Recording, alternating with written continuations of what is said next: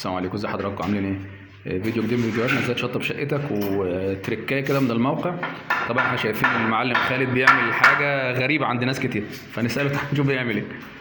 ازيك يا معلم خالد، عامل ايه؟ الحمد لله تمام. طيب قول لي انت بتعمل ايه دلوقتي؟ ايه اللي انت عامله ده بقى بالظبط وعامله كده ليه قول لي.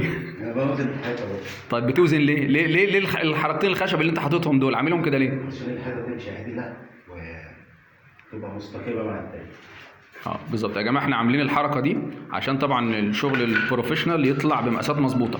فبنيجي الجزء ده بيبقى موزون بميزان ميه، علشان دي هتبقى حيطه بار متعامده مع البار التاني اللي جاي هنا.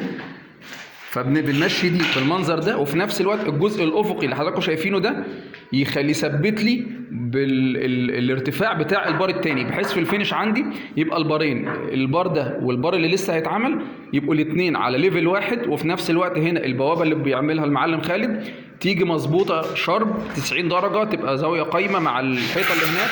وفي نفس الوقت الممر اللي هنا اللي هيبقى مدخل المطبخ الاوبن كيتشن، يبقى الجزء اللي تحت مظبوط والجزء اللي فوق مظبوط، ما يبقاش عامل من ده تحت وفوق واسع او في اي مشكله في الفينش النهائي.